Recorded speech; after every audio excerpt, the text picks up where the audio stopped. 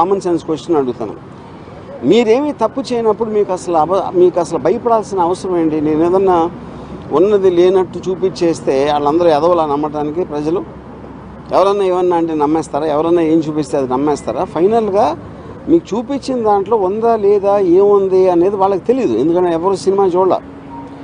కానీ గుమ్మడికాయ దొంగ అంటే భుజాలు తడుముకున్నట్టు వాళ్ళే ఊహించుకొని భయపడిపోయి ఏం చేయాలో తెలియక ఇలాంటి వాటన్నిటికీ రిసార్ట్ చేస్తున్నారు. ఫర్ ఎగ్జాంపుల్ ఈ శ్రీనివాసరావు అనే అతను నిన్న రాత్రి అన్నాడు, ఇప్పుడు ఆల్రెడీ 24 hours అయిపోయింది, ఎవ్వరూ కూడా అతన్ని కండెమ్ చేసిన పోలేదు. ఎందుకంటే వాళ్ళ పేర్లు చెప్పెడతాను.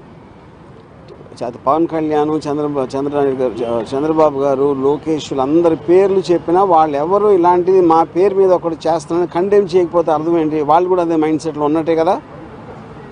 అంటే ప్రధానంగా ఈ సినిమాలో మీరు క్యారెక్టర్ అసాసినేట్ చేశారని ఆరోపణలు. నేను అదే లోకేష్ ఫ్యామిలీ కానీ లేకపోతే చంద్రబాబు గారి ఫ్యామిలీ కానీ మొత్తాన్ని కాదండి, నేను అదే అంటున్నా.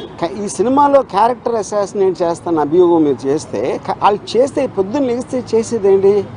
ఎవరినైనా కాదు, నేను చెప్పేది ఉట్టి జగన్ కాదు, పాలిటీషియన్ అనే ప్రతి మనిషి కూడా పొద్దున్న లెగిస్తే ఎవరో ఒక క్యారెక్టర్ అసాసినేట్ చేయటమే పనిగా పెట్టుకుంటారు. అది that is a part of life.